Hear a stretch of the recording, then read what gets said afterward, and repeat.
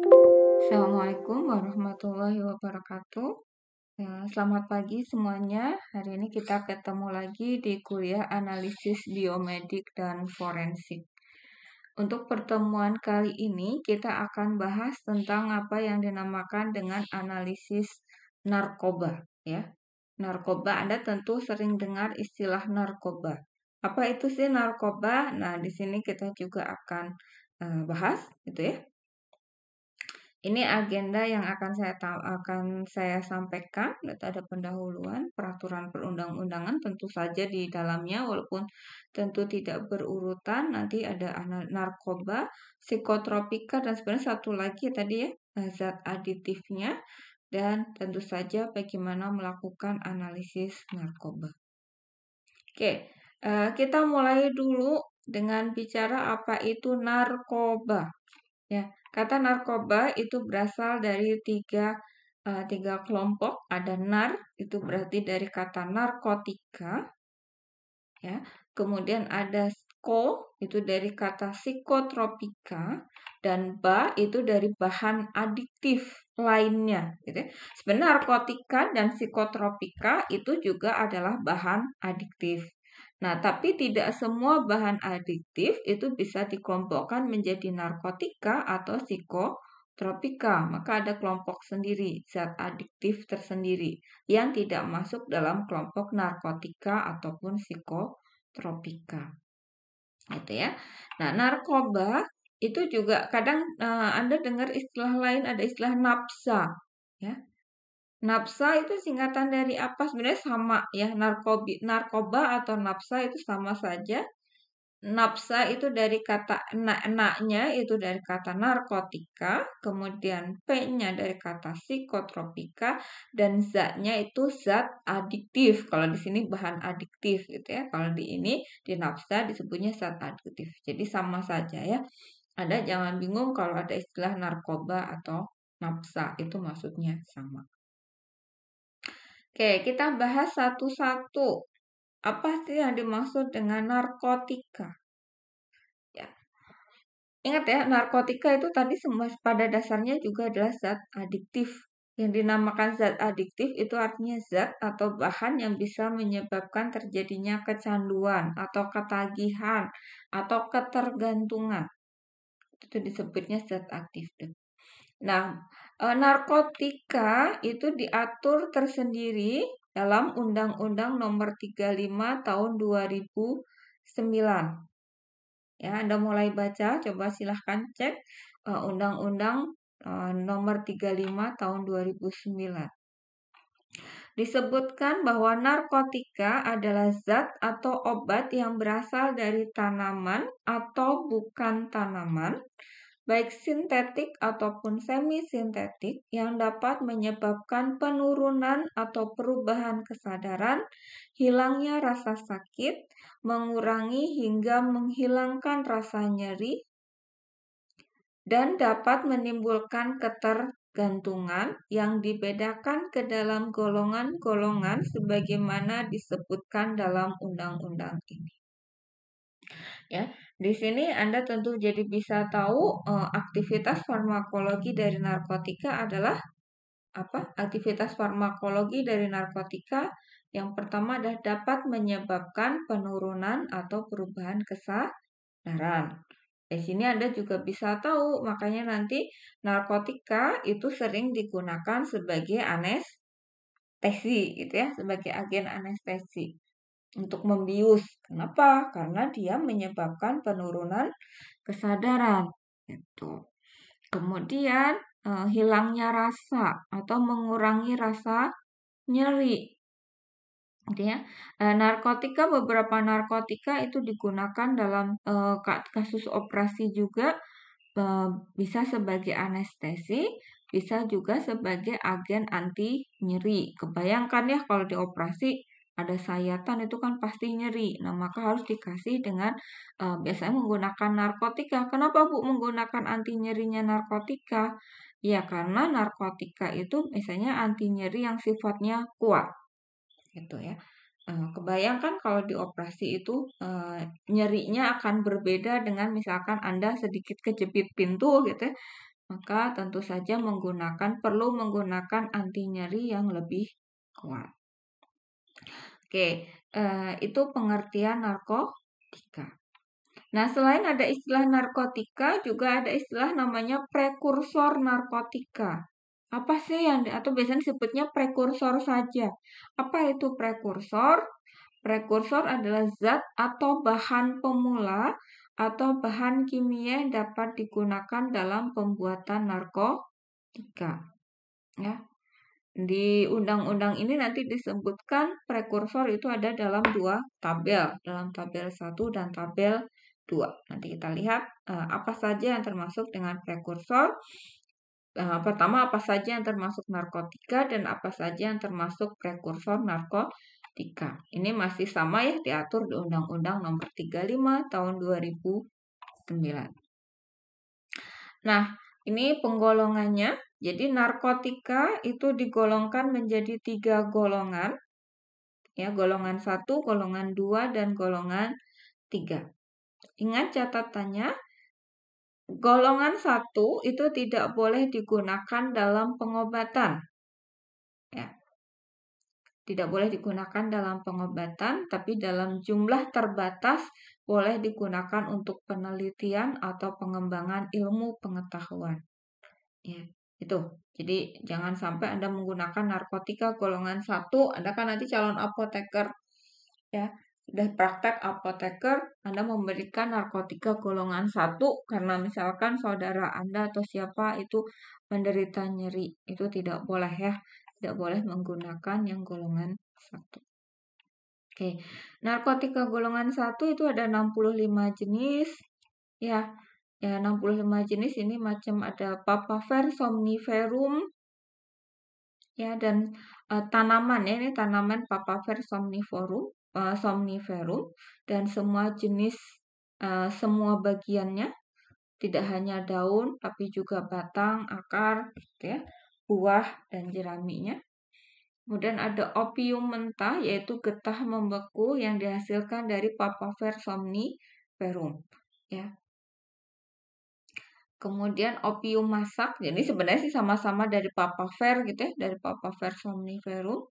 Ada opium masak itu terdiri dari ada istilah candu, cicing, cicingko. Bedanya apa? Ini bedanya pada pengolahannya. Kalau candu itu hasil diperoleh dari opium mentah melalui suatu rentetan pengolahan khususnya pelarutan, pemanasan, dan peragian dapat tambahan zat lain dengan maksud mengubahnya menjadi ekstrak dan pemadatan ya. Jadi kalau candu itu tadi dari opium mentah ya, opium mentah kemudian dipadatkan gitu ya, dibuat ekstraknya. Kalau cicing itu sisa-sisa dari candu setelah dihisap. Ya. Kemudian cicingko adalah hasil yang diperoleh dari pengolahan cicing. Kemudian ada tanaman koka. Tanaman koka itu adalah semua tanaman dari genus Erythroxylon. Biasanya ada Erythroxylon koka, itu yang paling terkenal, makanya muncul istilah tanaman koka. Nah, salah satu spesiesnya itu adalah Erythroxylon koka. Kemudian ada daun koka, daun yang belum atau sudah dikeringkan. Kemudian daun koka itu menghasilkan di dalamnya ada senyawa aktifnya namanya kokain gitu ya. Kokain mentah, kemudian ada kokaina, kemudian juga ada tanaman ganja ya, ganja atau marijuana atau istilah dalam bahasa Latinnya itu namanya adalah cannabis sativa. Gitu ya. Jadi ganja itu termasuk narkotika golongan 1. Nah, berikutnya ada tetrahidrocannabinol. Nah, tetrahidrocannabinol atau THC ini adalah salah satu senyawa aktif dari ganja ya. Ganjanya sendiri sebagai tanamannya sudah termasuk narkotika. Nah, ketika diisolasi misalkan dapat THC, THC-nya itu juga termasuk narkotika gitu ya.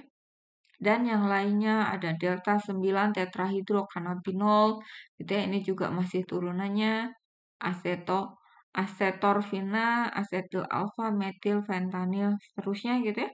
alfa-metilfentanil, alfa-metil-tiofentanil, beta-hidroksifentanil, dan seterusnya. Ini adalah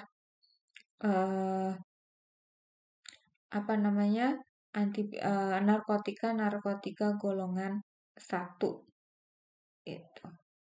Kemudian narkotika golongan 2, ini sudah boleh digunakan dalam pengobatan.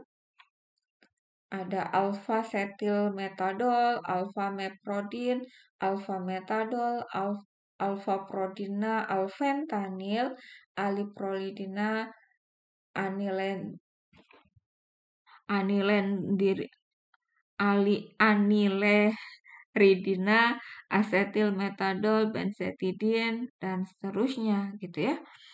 Ini adalah narkotika golongan 2. Ini masih banyak ya, ada metadon, levortanol, mungkin yang sering Anda dengar.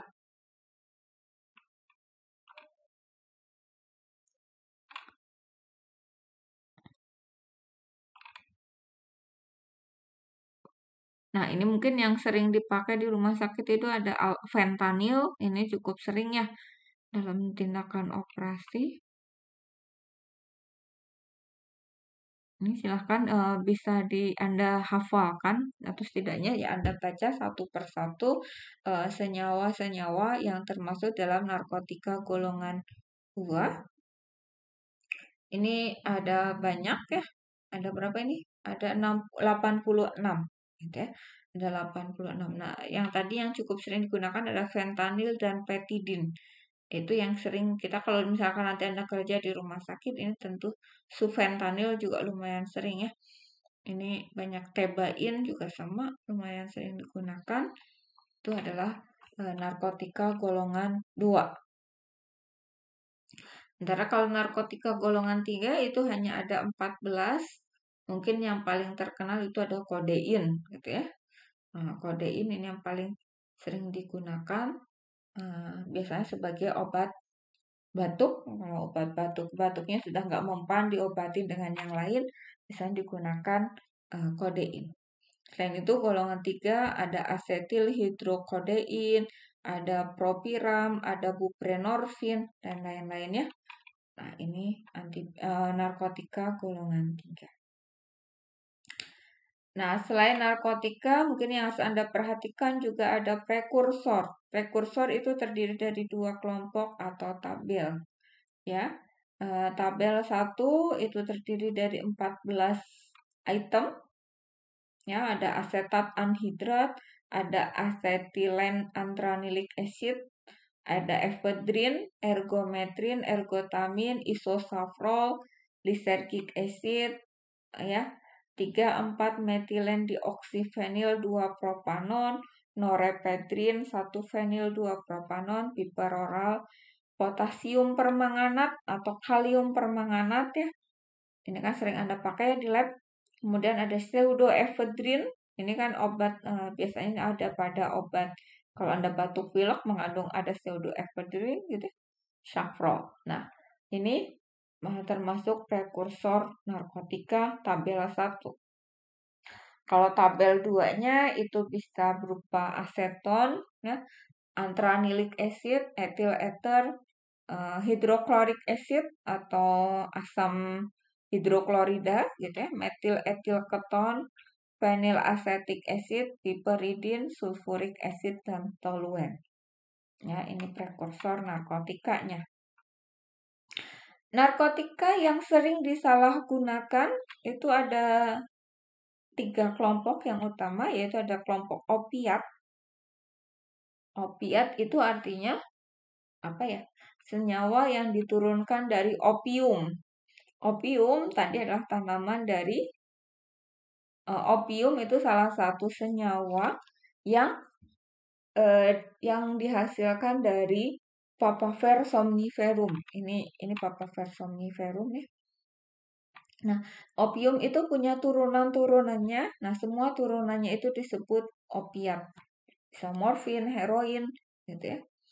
Kemudian yang sering disalahgunakan lagi adalah ganja, ya, atau bahasa latinnya adalah Cannabis sativa. Ya. Ganja itu nama lainnya cukup banyak, disebutnya ganja atau cannabis atau gelek atau cimeng atau marijuana gitu ya. Itu nama-nama lain dari ganja. Ini seperti ini kurang lebih tampilan dari tanaman ganja. Kemudian yang sering disalahgunakan yang lagi adalah kokain, bisa berupa daun koka atau serbuk koka. Nah, opiat. Pertama yang sering disalahgunakan adalah opiat, gitu ya. Opiat adalah istilah untuk menyebut semua senyawa turunan opium, ya. Nanti ada istilah lagi, ada opioid. Nah, beda ya, beda opiat dengan opioid. Kalau opiat itu untuk menyebutkan semua senyawa turunan opium, gitu ya. Sedangkan kalau opioid itu adalah istilah yang digunakan untuk menyebut semua senyawa yang dapat berinteraksi dengan reseptor opioid di otak, baik senyawanya alami maupun sintesis, gitu ya. Opiat merupakan alkaloid yang dihasilkan tanaman Papaver somniferum, gitu ya. Opiat secara medis digunakan sebagai analgesik kuat, ya, anti nyeri. Disalahgunakan oleh sekitar 0,4% penduduk dunia.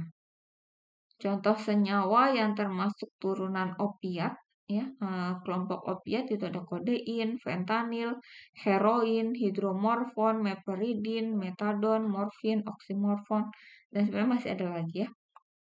Ini biji koka. Ini tanaman Papaver somniferum. Kurang jelas ya gambarnya ya. Kemudian ini bunganya. Itu. Kemudian ada cannabis atau ganja atau marijuana atau nama latinnya Cannabis sativa. Ini merupakan tanaman perdu bentuk daun menjadi 5 atau ganjil ya, tidak hanya 5 tapi pokoknya ganjil. Ini berapa ini? 1 2 3 4 5 6 7 8 9 ya, ini 9 menjadi bentuknya. Nah, ini tampilan dari cannabis. Kandungan zat aktifnya berupa turunan cannabinoid. Yang paling terkenal cannabinoid yang terkenal itu tetrahidrocannabinol ya. Jadi kalau Papaver somniferum itu senyawanya namanya senyawa opium atau turunannya disebut opiat. Kalau ganja atau cannabis itu senyawa aktifnya itu cannabinoid. Salah satunya yang paling banyak itu adalah tetrahidrocannabinol. Oke, ada yang menarik dengan fakta ganja. Ganja itu di beberapa negara ini dianggap sebagai narkotika. Ya, termasuk di Indonesia ini kan masuk ya, termasuk sebagai narkotika. Tapi Anda bisa cek di negara-negara lain, ada yang menganggap bahwa ganja itu bukan narkotika. Ya, ini makanya masih kontroversi apakah benar ganja termasuk narkotika atau tidak. Ya. Kenapa? Karena memang bukti ilmiahnya mungkin agak masih meragukan gitu ya. Beberapa ada yang menyebutkan bahwa ganja itu sebenarnya tidak benar-benar memiliki efek ketergantungan gitu, tidak memiliki sifat adiksi. Tuh, maka ganja tidak perlu dijadikan tidak bisa masuk ke dalam kelompok narkotik. Tapi beberapa juga masih menyebutkan ternyata ganja masih punya sifat adiksi atau menyebabkan ketergantungan. Makanya dia masih menjadi kontroversi. Tapi apapun itu, kenyataannya ketika Anda di Indonesia, ya ganja itu masih termasuk narkotika. Ya. Dan ini narkotika golongan 1. Tidak boleh digunakan dalam pengobatan, apalagi disalahgunakan. Ya. Itu untuk cannabis atau ganja. Kemudian ini ada kokain. Oh maaf, ini kokain ya. Kokain adalah alkaloid tropan yang terutama dihasilkan oleh dua spesies erythroxylon. Erythroxylon coca dan terutama adalah Erythroxylon novogranatens. Biasa disalahgunakan sebagai euforian. Euforian itu apa ya? Ya bersenang-senang gitulah ya. Kesannya bahwa dengan menggunakan kokain semua masalah selesai gitu ya. Tuh jadi euforia, hidupnya serba bahagia gitu ya, anggapannya seperti itu. Nah, kokain itu penggunaan medisnya itu sebagai agen anestesi lokal ya. Tapi sekarang penggunanya sudah agak berkurang, sudah jarang. Kenapa? Karena ya sekarang banyak ditemukan agen anestesia lain yang dinyatakan lebih aman. Efek merugikan dari kokain itu adalah terjadinya toksisitas kardiovaskuler, glukoma, dilatasi pupil, dan yang lain-lain. Ini tadi saya salah ya di depan, ini bukan papaver somniferum, ini adalah erythroxylon. Ini erythroxylon novogranatens kalau nggak salah ya. Nanti coba cek lagi. Ini dua kan ya, ada erythroxylon coca dan ada erythroxylon novogranatens. Coba cek mana yang coca, mana yang novogranatens. Itu sekilas tentang narkotika. Berikutnya tentang psikotropika. Untuk psikotropika ini diatur dalam Undang-Undang Nomor 5 Tahun 1997 tentang psikotropika. Psikotropika adalah zat atau obat, baik alamiah maupun sintesis, yang bukan narkotika, yang berkhasiat psikoaktif melalui pengaruh selektif pada susunan saraf pusat yang menyebabkan perubahan khas aktivitas mental dan perilaku. Ya, itu bedanya psikotropika dan jadi Anda bisa membedakan antara psikotropika dan narkotika. Kedua-duanya memiliki sifat adiksi atau menyebabkan ketergantungan. Tapi yang beda adalah pada aktivitas farmakologinya. Kalau narkotika itu aktivitas farmakologinya sebagai analgesik kuat atau menghilangkan rasa nyeri, menurunkan kesadaran, itu narkotika. Sementara kalau psikotropika itu memberikan pengaruh selektif pada susunan saraf pusat menyebabkan perubahan aktivitas mental dan perilaku. Jadi lebih ke psikisnya gitu ya. Kalau psikotropika perubahannya ini aktivitas farmakologinya adalah adanya perubahan mental dan perilaku. Itu. Nah, psikotropika ini digolongkan menjadi 5 golongan. Golongan 1, 2, 3, 4, dan 5. Silahkan Anda cek lengkapnya, itu ada di Undang-Undang ya, Undang-Undang Nomor 5 Tahun 1997. Ini saya hanya sebutkan beberapa. Ya, misalkan yang termasuk psikotropika golongan 1 itu ada brolamfetamin, mekatonona, tenamfetamin, dan lain-lain. Kemudian golongan 2 itu ada amfetamin, dexamfetamin, metamfetamin, metawalon. Golongan 3 ada amobarbital, pentobarbital, glutotimid, katina. Golongan 4 itu ada alobarbital, alprazolam, diazepam. Kemudian golongan 5 ada clonazepam, lorazepam, clorazepam, dan lain-lain ya. Lengkapnya Anda cek di undang-undangnya. Oke, kemudian psikotropika yang sering disalahgunakan, yang paling sering disalahgunakan, itu ada psikotropika yang termasuk memberikan efek psikostimulan. Contohnya adalah amfetamin, metamfetamin atau sabu, ekstasi, sabu itu ada istilah lainnya metamfetamin. Kalau ekstasi apa istilah lainnya? Ayo cek. Nanti kan ada penjelasannya. Kemudian kelompok yang kedua adalah kelompok sedatif atau yang bisa menyebabkan gampang tidur gitu ya. Sedatif itu artinya berarti kan menyebabkan kantuk. Itu contohnya ada istilahnya mungkin di masyarakat ada istilah pil koplo. Ya, pernah dengar apa pil koplo?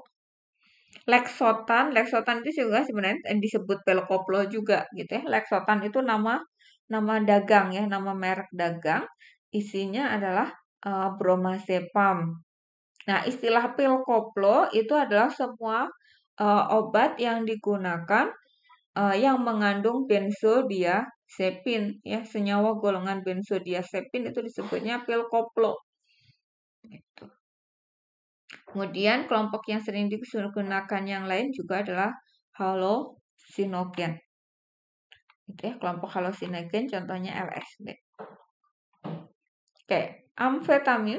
Nah, amfetamin itu merupakan stimulan saraf pusat yang digunakan pada terapi attention deficit hyperactivity disorder, narkolepsi, dan obesitas.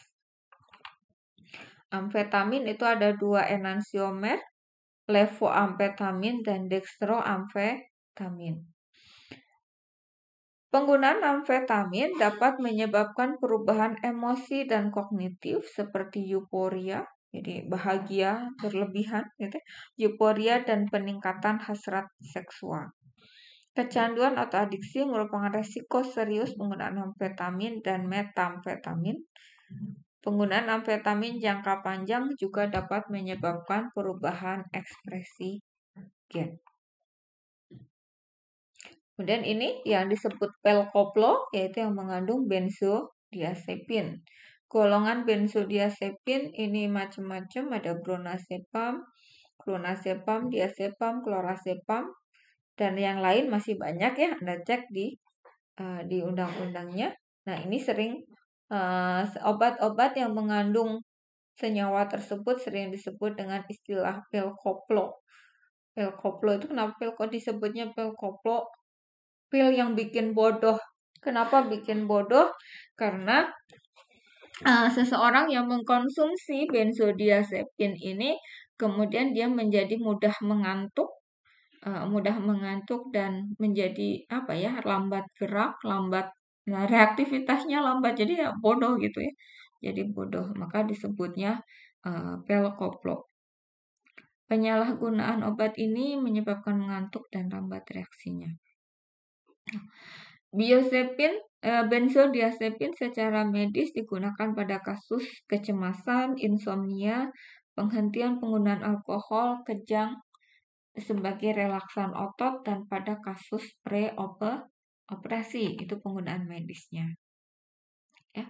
Kemudian ini sebenarnya ada sekitar 2000 jenis benzodiazepin tapi hanya 15 yang diizinkan. Dan benzodiazepin yang diizinkan itu dibedakan menjadi benzodiazepin kerja ultra cepat. Ya, ada midazolam, ada triazolam contohnya. Ini Versed itu adalah nama mereknya ya, dalam kurung itu nama merek. Dan ada benzodiazepin kerja cepat, contohnya adalah alprazolam dan lorazepam. Kemudian ada juga benzodiazepin kerja panjang, itu contohnya chlordiazepoksid dan diazepam. Itu psikotropik kah? Kemudian kalau zat adiktif yang lain yang sering disalahgunakan, yang paling sering itu adalah alkohol. Ya. Alkohol itu bukan narkotik, bukan psikotropik, tapi dia menyebabkan ketergantungan, maka dia termasuk zat adiktif lain. Ya. Zat inhalasi yang juga sering disalahgunakan itu ada lem, ya, thinner, aseton. Ya, ini kita sering lihat ya anak-anak kecil di lampu merah gitu ya, menggunakan lem atau thinner atau aseton. Kemudian yang juga sangat sering disalahgunakan adalah tembakau. Ya, tembakau itu mengandung nikotin, ya sama menyebabkan ketergantungan. Itu zat adiktif.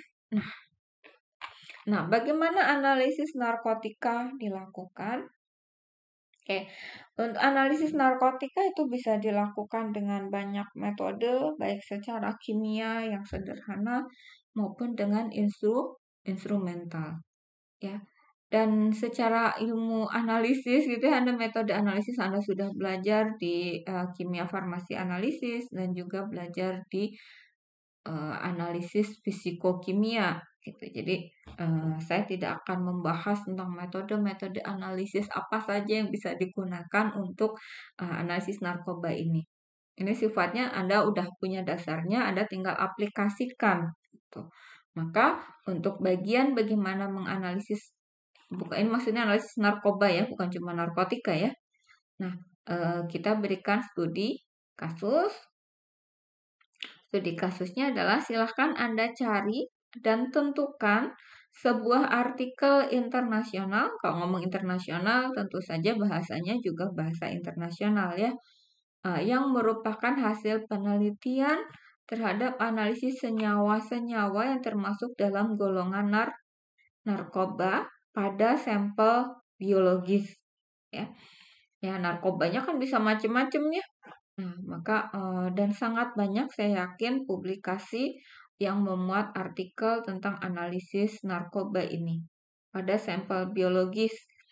Ya, sampel biologis bisa darah, bisa urin, bisa rambut gitu ya. Anda udah tahu.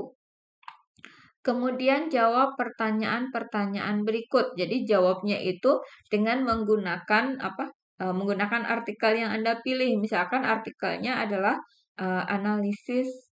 tentang analisis buprenorfin dalam darah pada pasien yang terindikasi menyalahgunakan buprenorfin misalkan. Maka Anda jawab, berarti analitnya adalah buprenorfin gitu ya. Sampel biologisnya adalah darah. Nah, metode analisisnya apa gitu ya? Ya, silakan Anda jawab sesuai dengan artikel yang Anda temukan. Kemudian bagaimana proses preparasi sampelnya dilakukan? Preparasi sampel, yang tadi sampelnya darah.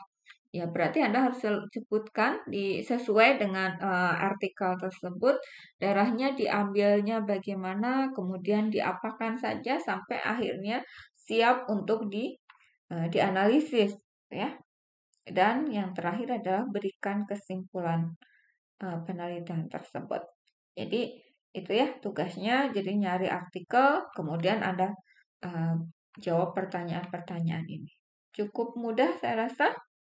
Ya, karena nyari artikel tentang analisis narkoba ini tidak susah, sangat banyak.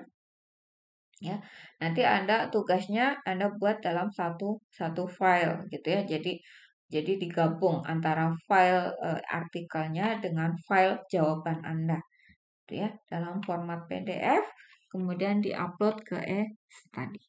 Oke, saya rasa saya cukupkan sekian untuk kuliah analisis biomedik dan forensik hari ini. Terima kasih untuk perhatiannya. Semoga ilmunya bermanfaat. Wassalamualaikum warahmatullahi wabarakatuh.